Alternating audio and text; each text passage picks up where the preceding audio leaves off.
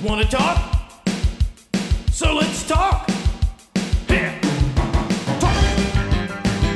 You wanna talk? You gotta talk, you need to talk. News talk. I talk, you talk to Solomon. I talk, you talk to Solomon. Yeah, let's talk to Solomon. Talk to Solomon. You gotta talk, you wanna Good evening, my friends, and welcome. It's time for Talk to Solomon. That's me, Stan Solomon, and my co-host tonight, my friend, Chief Steve. Chief Steve Davis, who worked hard to become the Republican nominee for Congress in the Indiana 7th. He fell a little short, but there's another day. In the meantime, he now has more time to spend with us. Steve, welcome back to the show. Thank you. We're going to talk about your campaign a bit, but I want to shout out here to our friend Jessica Bradshaw. She is working to become the Republican nominee in Texas's, what is it, 37th? 24th. I think. 24th. Texas 24th.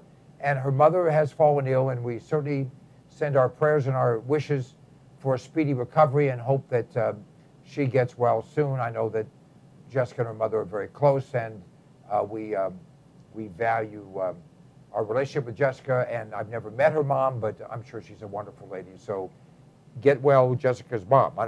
Puentes, I guess her last name is Puentes because that's her middle name, right? Yes. All right.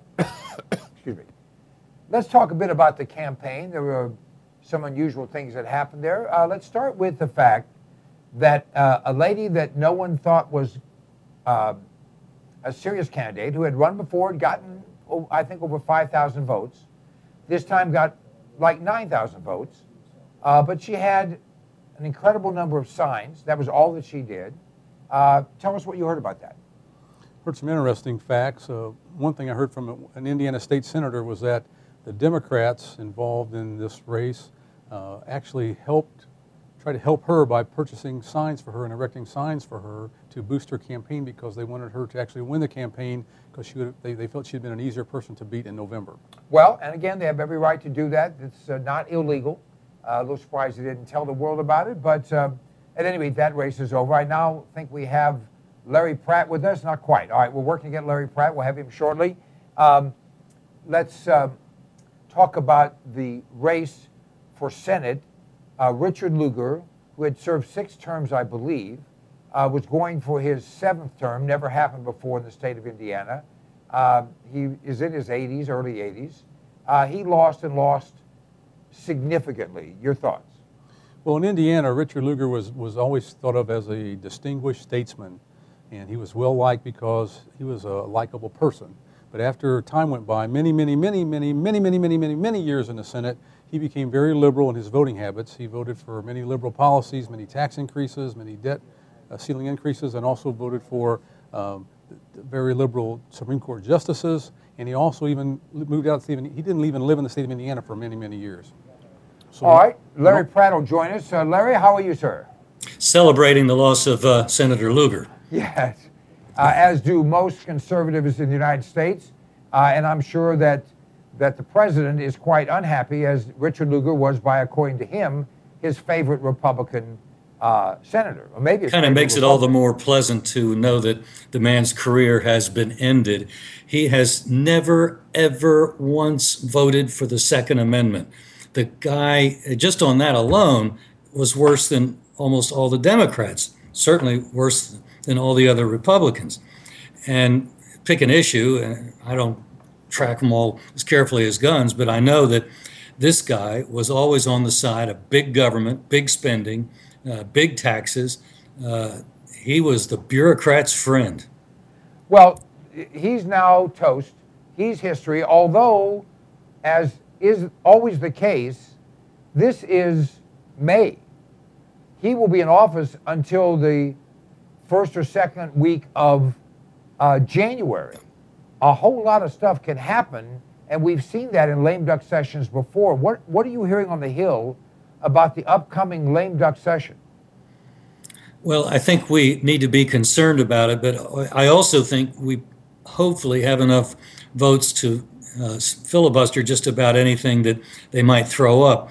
No doubt that's one reason why the Washington Post has run a big piece on how to get rid of why we need to get rid of the filibuster. And Red State had a very good column by a good friend of Gun Owners of America, Brian Darling, who works at the Heritage Foundation, on why we need to keep the filibuster. So the fight is on, and they would obviously love to get rid of it, but you have to overcome a filibuster in order to get rid of the filibuster. So hopefully we're going to hang on to it.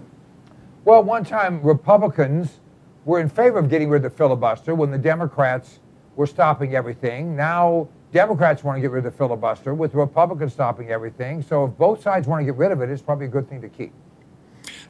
Yes, we were probably one of the maybe two conservative organizations that in that episode actually worked with far out lefty types who were trying to keep the filibuster then, because the Republicans did have a majority in the Senate and they didn't want to have a whole flood of relatively conservative legislation flooding them. But we knew that this time would come, and so we held to principle, and I'm so glad that we did. And subsequently, some of the others that had been on the wrong side for short-term, short-sighted reasons admitted, yeah, you were right. So. All right, let's talk about guns for a minute. By the way, Chief Steve did not prevail in his contest, but there'll be another day. We do appreciate gun owners standing up. We do have an anti-gun Republican running against an anti-gun Democrat, so you know, America cannot win. No, we look for another race to be involved in there. At least Jackie Walorski's looking very good, and she's a leader. We're really delighted about the prospects of working with her. Yes, Jackie did prevail. All right, let's talk about Daniel or Issa coming out with this 40-point or whatever it was list of egregious acts by Holder. Talk to us about that. Well, he wrote the book on Holder, if you will, and specifically on this Fast and Furious scandal. And it was designed for two related purposes. One was to give Republicans talking points so they would be able to show the public just how horrible this program was. And it also had the hope of getting some of the Democrats to say, oof, I can't support that. I can't defend that. And so it's out, it's very public, and it came with a shot across the bow that hopefully sooner rather than later, and he's promised definitely before the election, he's going to file a citation of contempt and seek to move it against the Attorney General, which, if it were to prevail, could come with a year in jail and a fine of several $1,000s. Well, all right, we'll see if that all comes to be. You know, we know Bonner is just a wet blanket and has thrown it over Issa. Hopefully he'll throw that blanket off, and it sounds like he has somewhat done that, or is that true? The hearings were definitely apparently pulled back because first our inside information through the blogger Mike Vanderboe, who brought so much of this to the public, and then ultimately within the last few days it's been made public that, yeah, Boehner had actually requested that ISA slow the hearing down. Well, this is not really part of the hearing, and maybe his answer to Boehner was, well, you didn't say anything about contempt of Congress. Chief? Well, you know, I have no confidence in Mr. Boehner to really pull through, but we'll see what happens. Is there, well, it's too early to tell. You know, we haven't elected a new Congress. We have to see who's involved, but somehow I can't see if Jackie does win, and you know, I believe she will, and others like her, I can't see them saying, I'm just going to go along to get along. I don't think she has that gene anywhere in her neighborhood, much less in her body. That's a very good point, and that's why we're so excited about the prospect of her winning. When she was in the state house there in Indiana, as a freshman, she saw that the Governor Daniels and the Republican caucus were getting ready to go for a big tax increase, and she looked around for, you know, who's going to lead the opposition. I'm a freshman. Well, nobody was going to lead the opposition, and so just like the biblical Deborah, she jumped into the fray and got a couple of guys to go with her as part of the point of the spear, I guess we could say. And she ultimately prevailed, got the Republican majority Congress or caucus to say, no, sorry, Governor, we're not going to support that tax increase. And that's the way it was killed. One person made the difference.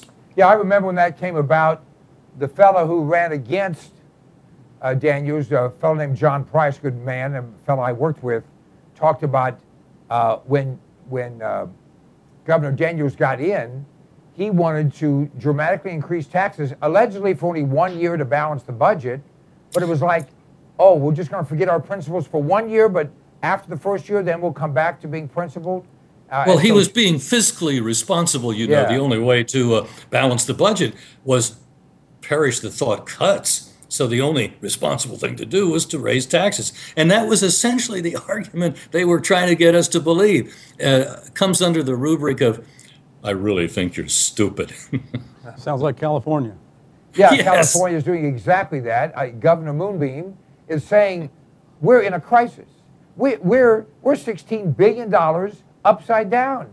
I mean, what we need to do is raise taxes. Well, they've done nothing but raise taxes every year for the past 6,742 years at least. And They're somehow, talking about income and corporate taxes, and what they're going to find out is that the already fairly substantial flood of people and businesses leaving the state is only going to increase. The more they want to take away from people's income, the more people can do a little arithmetic. You know what? It's going to be cheaper in 3 years. I'll have paid for the move with what they're trying to take out of my pay. well, you know, the one of the founders of Google, we have Larry, you know, Curly and whatever the last one is, Mo. One of them is saying, I'm renouncing my American citizenship. Facebook, I'm sorry. And if you get, you know, $10 billion or $30 billion, wherever he's going to get out of this IPO, he knows damn well we've got a federal government that is not only broke, it's beyond broke. It's not only bankrupt, it's beyond bankrupt. It's insolvent. It's like the old memo. We have been notified that half of our employees died but just forgot to lay down. If you're dead, please lay down. Well, the United States is fiscally dead. And so, you know, if someone gets a big pot of money like that, they'll pass a special law to take it, or a big part of it. Or who At least knows? I don't have his problem. My income is not anywhere close to his. But he's got a native country to go back to, and so he's on his way to Brazil probably as we speak. Right. And saying, you know, not that Brazil doesn't have a leftist regime, but Brazil says we're going to develop our oil and we're going to generate revenue from it, not we're going to kill our natural resources and take everything our people have until they have nothing. Exactly. The guy is definitely a leftist in Brazil, but apparently he's got a little sense, and people are going to vote with their feet. Well, let's talk about that for a moment, because we have here in Indianapolis, where Chief Steve has worked high up, a thought process that says, and Chief, your comment, I know, let's make it more attractive for non-productive people and less attractive for productive people, and then be surprised when the productive people leave. Is that close? That's what happens everywhere it takes place. So it's a recipe for failure. For some reason, a lot of political figures think that they have to pander to people that have nothing by taking away from people that have something to get somewhere when it gets you nowhere. It's staggering. Well, and our whole country has that. You know, we are more concerned about left-handed, freckle-faced, AIDS-infected, transgendered individuals than we are about people that get up every morning and go to work. I think they're the target of this administration. This administration wants dependency. I mean, you can't conclude anything else, but their policies are driving people out of the workforce, making it attractive for them to stay out of the workforce. And we're pretty close to that 50% number, where half of our fellow Americans depend on one handout or another, if not completely, for their daily bread. And it's getting very close to a point where it's going to be difficult to reverse. Well, that certainly is a discussion that we have. Now, we have a story about a vet out of New Haven, Connecticut, who, a guy by the name of, let's see if I got the name right here, Mr. Kim, stopped at Walter Reed for a doctor's appointment because he was in an accident where he got hurt terribly, and he got pulled over, arrested. They stole his guns. The police did. The police did. Now, what can you tell us about that story? It's right there in the District of Criminals where you live. Yes, what happened, and it's a lesson to all of us. The accident occurred. He's over on the side of the road. Police arrive, and during the course of the investigation, an officer asked, "May I look in your trunk?" The answer should have been, "No, sir." That was the place where he went wrong. He said, "Sure." He didn't know that because he was in the District of Columbia, he had several reasons for them to be able to arrest him, and certainly several reasons for confiscation. And hopefully everybody listening, first of all, won't ever drive in the District of Columbia. But secondly, if you do have to for any reason, please keep in mind that these people are nuts. Yeah, and they're also virulent, well, how do you say that word? They are very much against guns. They hate guns. That's a first, by the way. They think that if you have a gun, that you're a Nazi, that you're trying to overthrow the government. And it doesn't make a difference that this man has served his country, was injured serving his country, and has an impeccable record. As far as they're concerned, he's dirt. Now, if he had a trunk full of child porn and condoms, they probably would have asked him if he needed help getting someplace. And because he's a veteran, that just put another tick mark on why they hate him. Not just the guns, but a veteran and probably his race. All of these things are part of their profile. Janet Reno has told them that these are the people to look out for. And if you get a loopy cop, well, then that's exactly where the trouble starts.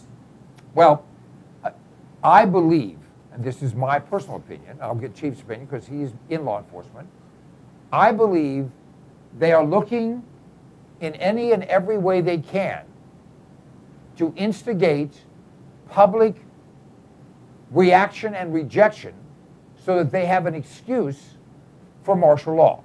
Now, Chief, am I close? I believe that you're right. You know, and the police are actually easy to deceive with these ideas because it makes their job easier if there's no guns around. And so rather than look at their job as, I should do two things at once. I should protect your rights and keep you safe. They're told that people with guns are a problem. Even in the McGruff program, this has happened from time to time over the years. But when they're told that and they get laws to back it up with, they're going to enforce those laws and take away the rights of the people to maintain their firearms. It's just going to happen unless we stop that. And Chief, would you agree that that view that you're, I think, correctly attributing to, especially a lot of the management level of police forces, is not shared by perhaps a majority of the rank and file, and it presumes falsely that the idea that the role of the police is supposed to be to keep us safe. They can't do that. There are not enough of them. Their job is to be a peace officer, to restore the peace, go get the bad guy after something bad has happened. And so the whole premise of gun control is based on a false understanding of the role of the police. Well, there's a feeling among the law enforcement community where it's us against them. And what should be us should be all law-abiding people on the same side, including the police, against them, real criminals. What happens is, in many cases, is that the police get the opinion of it's the police against everyone else. I have a good friend of mine that just retired from the Indianapolis Police Department, and he about 6 months or so he was out of service. Now he's the chief of police of a small town here in Indiana, but he was commenting on the fact that one day at IPD he was with the in crowd and everyone's friend. The minute he retired, he was out. He was the enemy. And so with that 6 month period between retirement and now this chief's job, he was totally out of the team or the gang of the police. And it's a mentality that you mentioned the leadership permits and promotes. In reality, what they should be doing is watching Andy Griffith and making everybody work like Mayberry does, where the police actually work for the community. Because I'm telling you, the police can keep you safe and protect your rights all at the same time. All right. Well, I am comfortable with police officers, have been my whole life. Chief Steve is a perfect example. When he was on the department, he was my friend. When he was off the department, he was my friend, because I recognize good people, and I think there are a lot of them out there. But there is this movement, like there's the International Association of Police Chiefs. I don't think there are any police chiefs on that association, but maybe there are, that are simply a tool for the left and for the gun control folks and for those policies. And the concept that police are in charge, that politicians are in charge, that government is in charge is not an American concept. It's a foreign concept. Am I closer, Chief? Also, there's another factor here that can get involved, and it's unions. I really totally disagree with police departments being unionized, because then union officials, they dictate what the police are going to do and how the police are going to react and how they're going to think. So they can put this philosophy in there as well. And unions are all very liberal and all very attuned with the Democrat Party, who are anti-gun. So you got another anti-gun group in charge of the police. It's just a bad factor for the community. That's what the police are supposed to be serving, not unions or gun lobbyists or the Chief Police Association or anything else. It should be for the people. And what we're talking about underscores the importance of the constitutional sheriffs that we've talked about from time to time, where they're standing up to the feds and, in some cases, I think even state bureaucrats, and telling them, off limits here in my county, can't do that. I'll arrest you if you do. And that just needs to be, that idea needs to get around, that sheriffs have that authority. They're the top cop in their county. And if some dude comes swaggering in from Washington, trying to push a farmer around or anybody else around, it's the sheriff's job, and he has the authority to tell that bureaucrat, you're out or you're going to be my guest. Now, we have two situations to talk about. One is Sheriff Joe, who has told the Justice Department, who's jumped on him, hey, clean up your own house and drop dead. I don't care. Right. You want to go to court? Let's go to court. Because we have juries. And we're not going to accept just the federal government's view. And then you have New Jersey, which is trying to strip all of the sheriffs of their constitutionally designated powers. Can you comment on those two stories? And it's worse. There's a move in Connecticut to do the same. That they've even had a kind of a gutting amendment on their ballot regarding sheriffs. In Delaware, there's 3 counties. One of them has one of these constitutionally minded sheriffs, and the legislature is in their second try to gut his police powers and reduce him to a bailiff and a process server. And what the public needs to understand is this is the only cop that we directly elect. This is the only, that's why he's the chief cop. And if we surrender to the notion that a bureaucrat cop is going to have authority over an elected cop, that's a big mistake.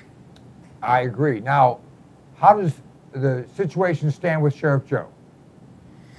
Oh, I don't think, well, I agree with you. There are juries, and I don't think they're going to find a jury there in Arizona that's going to go against Arpaio.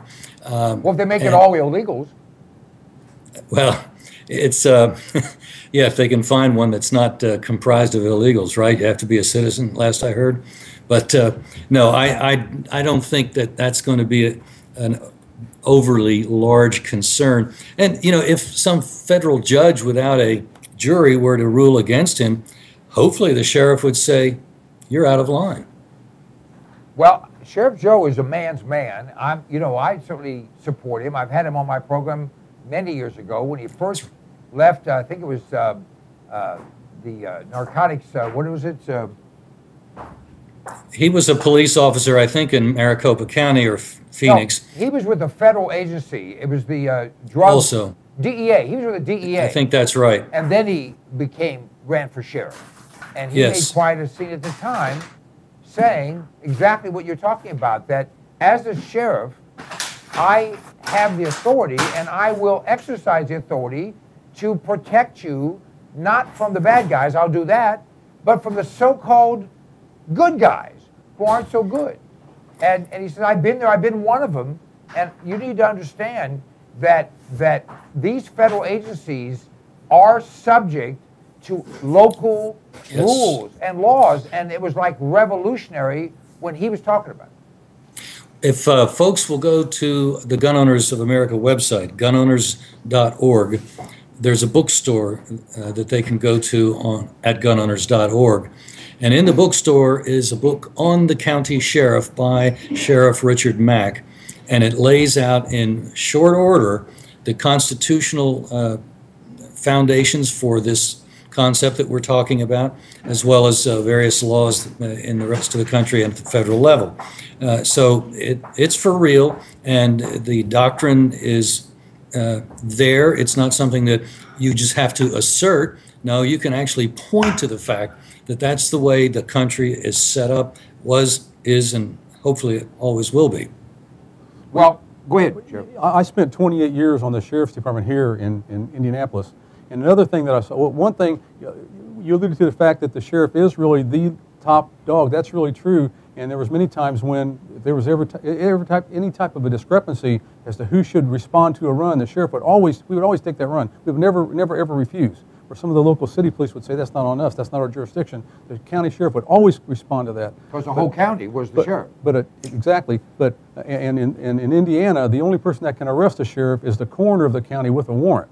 So they do a lot of states are that way. It's interesting that it would be the coroner, but that's it. That's and you'd probably have to have something pretty serious before the coroner would think he could do that or had to do that. So but a trick that they can use, which they used here in Indianapolis, in this county, was the trick of consolidation, where they tricked the people into believing that government consolidation would be a good idea and consolidated the police, city police, and the county sheriff's patrol and took the patrol away from the sheriff's department. And so what's turned into a bureaucratic mess, a financial mess, is also taking away the patrol services of the sheriff to limit some of his abilities to protect the people. And takes away his troops, his power. All he has basically is jail deputies and process servers. You'd like to think that the legislature, maybe the legislature could undo that, because that's awfully important that the sheriff have that authority in his hands. And to have done that to him is a fundamental misunderstanding of what it's supposed to be. Couldn't agree with you more. Larry, folks can get the updates by going to gunowners.org. Yes. And signing up for the updates are absolutely free. And folks, I highly recommend it. Thanks so much, Larry, for taking time out of your busy schedule to be with us. Thank you, Stan. Great to be with you. Keep up the good work. We'll be back shortly with Major General Jerry Curry with more here on Talk to Solomon. Stay tuned.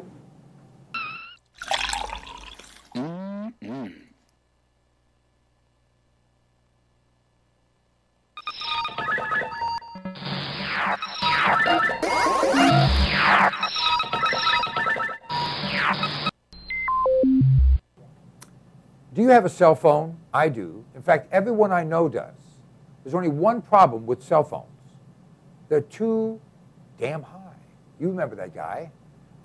With me is Ted Williams, one of America's experts on cell phones, and a guy who's been responsible, along with his company, for hundreds of thousands of people saving money on cell phones.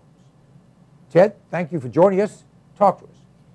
Well, I tell you, Stan, right now, every dollar a person can save is a dollar earned. I'm telling you, in this economy, the price of gas and the unsure situation with employment, our business is tailor-made, and our cell phone packages are tailor-made to help everyone out. All right, let's state a few facts.